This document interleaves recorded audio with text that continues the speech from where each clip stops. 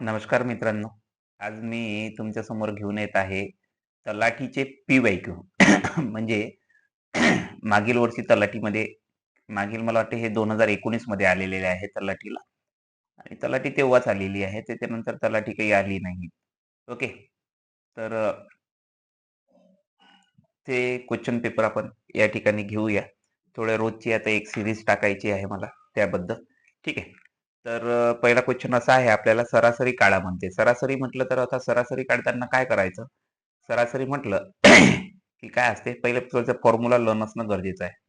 आता सरासरी, सरासरी बरोबर काय असतं? एकूण संख्यांची बेरीज. ओके. भागेला एकूण संख्या.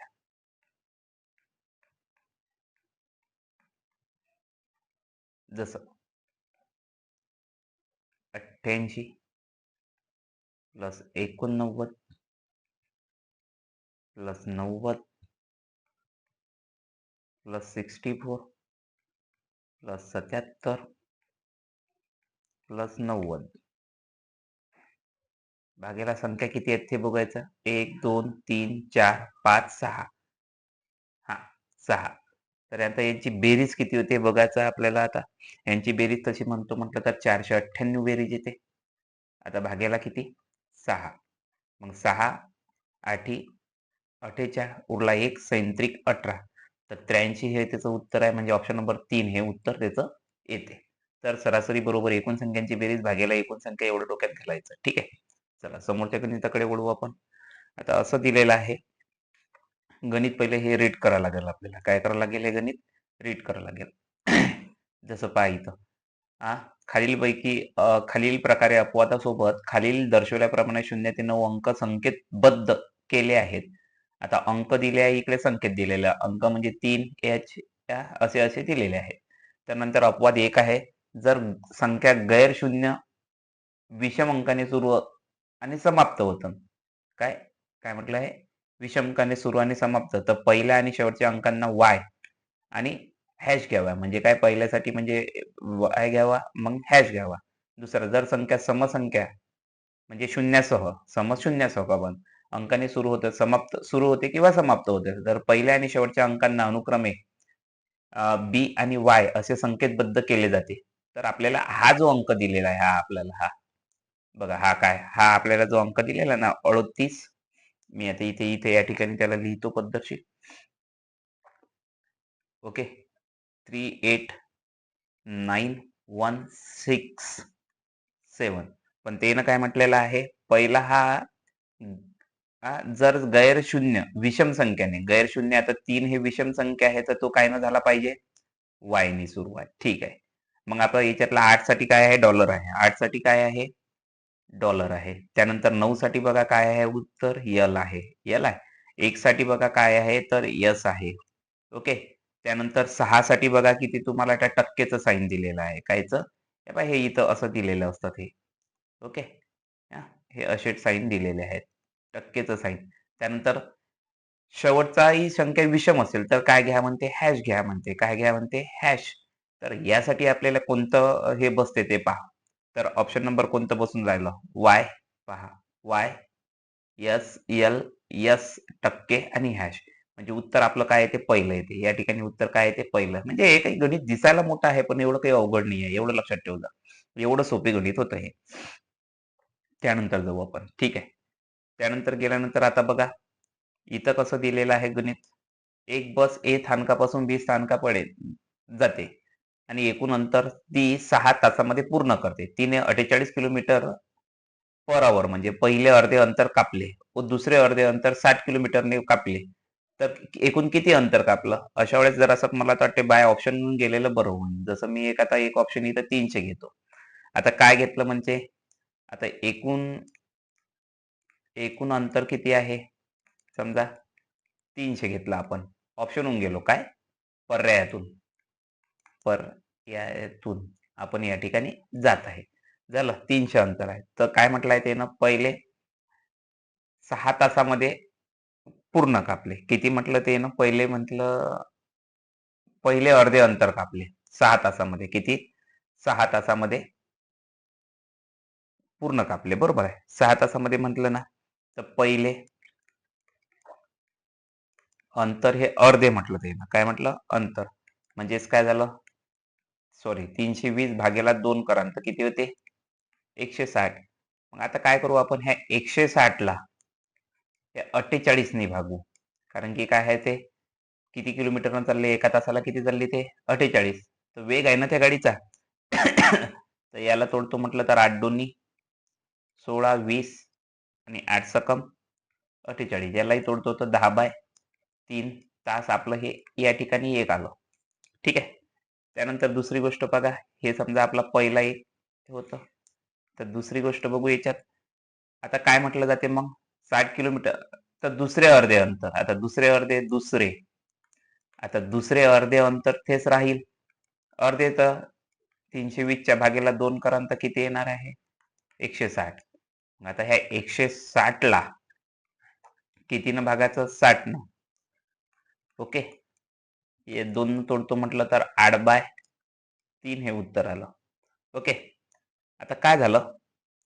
आपलं एक 10/3 आणि एक आहे 8/3 असं झालं. आता हा काय झाला? बेस सारखा आहे. बेस सारखा झाला म्हणजेच काय झालं मग? 8 आणि 10 18. 18/3 याला तोडतो म्हटलं तर किती आलं? 6 तास. किती आलं? 6 तास. बरोबर आहे. 6 तास. आता मला तुम्ही सांगा 6 तासामध्ये कापलेले अंतर किती आहे मग? पहा. तर इथं काय दिलं होतं? की आपल्याला ए स्थानकापासून बी स्थानकावर एकूण अंतर 6 तासामध्ये पूर्ण करते. किती तासामध्ये? 6 तासामध्ये. मग अर्धे 10/3 मध्ये केलं होतं आणि अर्धे 8/3 मध्ये केलं. मग आता काय झालं होतं? तर मग पूर्ण 18/3 म्हणजे 6 तास लागले ना. म्हणजे 6 तासात ते काय करतात मग? आपण असं लिहू शकतो इथं. ओके. 6 तासात पूर्ण 300 सॉरी मी इथं 300 वर हे केलं. हे पाहिजे होतं आपलं. उत्तर हे आहे आपलं. हे नाही. ओके. 320 किलोमीटर अंतर. ओके. 320 किलोमीटर अंतर जाईल किंवा जातील, कापतील. तर हे इथे या ठिकाणी आपल्याला दिसून येते. ठीक आहे. चला समोरच्या गणिताकडे वळू. आता समोरच्या गणितामध्ये असं म्हटलं आहे 10 वर्षापूर्वी सुषमाचे वय हे रेशमाच्या वयाच्या अर्धे होते. काय म्हटले होते म्हणते? 10 वर्षापूर्वी. तर इथे एक जरासं का तर वर्तमान वय 4-7 असेल तर त्याच्या वर्तमान वयातील फरक काढा. आता बरोबर आहे. आता काय झालं? सुषमा आणि कोण आहे दुसरं नाव आपल्याला? 10 वर्षापूर्वी सुषमाचे वय हे रमेशच्या. बघा आता आपल्याला काय दिलेलं आहे समजा सुषमा आणि इकडे काय आहे? सॉरी रमेश. ओके. आता बघा येणं समजा आज ते यायचं. आज त्याचं गुणोत्तर दिलं समजा आपल्याला 4x आणि 7x. मग 10 वर्षापूर्वी काय होईल? 4x - 10 आणि 7x - 10. बरोबर. हे होऊन जाईल. आता त्यानं असं म्हटलं होतं 10 वर्षापूर्वी सुषमाचे वय रमेशच्या वयाच्या अर्धे राहील. आता सुषमाचे वय रमेशच्या वयाच्या अर्धे राहील. कोणाच्या? रमेशच्या वयाच्या. आता सुषमाचे कोणाला लागला? तर सुषमाला. मग 2 4x - 10 बरोबर काय झालं? 7x - 10 असं आपल्याला इक्वेशन मांडता आलं पाहिजे. आता 2 गुणिले 4x म्हटलं तर 8x आणि इथं झालं 20 बरोबर काय झालं? 7x - 10. आता आपल्याला इथं व्हॅल्यू काय करावं लागेल? x ची व्हॅल्यू एका साईडनं आणावं लागेल. बरोबर.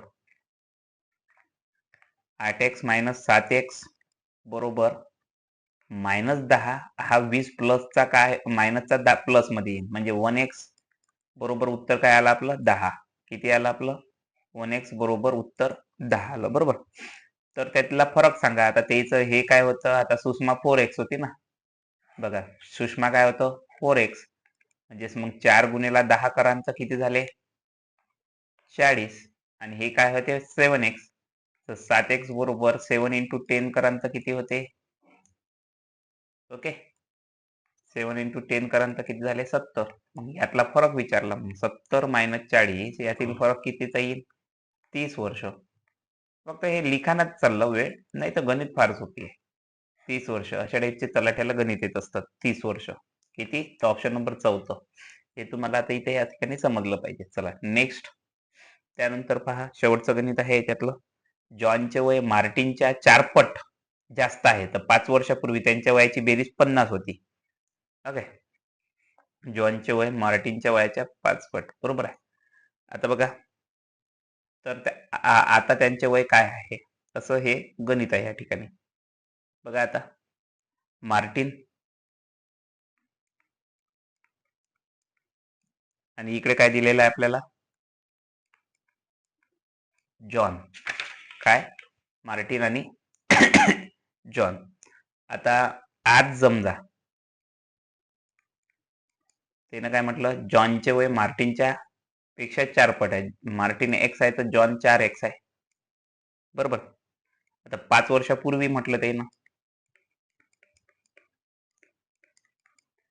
5 वर्षापूर्वी म्हटलं तर x - 5 देन 4x - 5. आता समोर काय म्हणते? 5 वर्षी त्यांच्या वयांची बेरीज होते ना. 5 वर्षापूर्वी त्यांच्या वयांची बेरीज. आता 5 वर्षापूर्वी वयाची बेरीज, 5 वर्षापूर्वी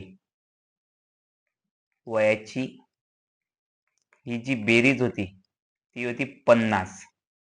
किती वर्ष होती? 50 होती. तर मग आपण काय करू? x - 5 5 वर्षापूर्वी म्हटलं प्लस 4x - 5 इक्वल्स टू 50. असं आपल्याला ते गणित इथं करावं लागेल. आता हे इक्वेशन सॉल्व्ह करावं लागेल. आता x च्या व्हॅल्यू एका साईडनं आणावं लागेल आपल्याला. ओके, तर x च्या व्हॅल्यू म्हटलं तर 1x आणि 4x म्हणजे झाला आपला 5x. आणि मायनस मायनस प्लस होते आणि मायनसचं साईन कायम ठेवतो. ओके, हा, इक्वल्स टू काय झाला आपला? 50. बरोबर, इक्वल्स टू झाला 50. आता आपल्याला काढायचं आहे 5x बरोबर. आता हा 50 + 10 इकडे प्लस मध्ये येईल. समजले ना? हे 10 मायनस होते तर प्लस मध्ये. मग मला तुम्ही सांगा x बरोबर, जाऊ द्या, 5x बरोबर किती झाले? 60. तर x बरोबर 60 डिवायडेड बाय 5. तर x इक्वल्स टू किती होते? 12. इक्वल्स टू काय होते? 12 होते.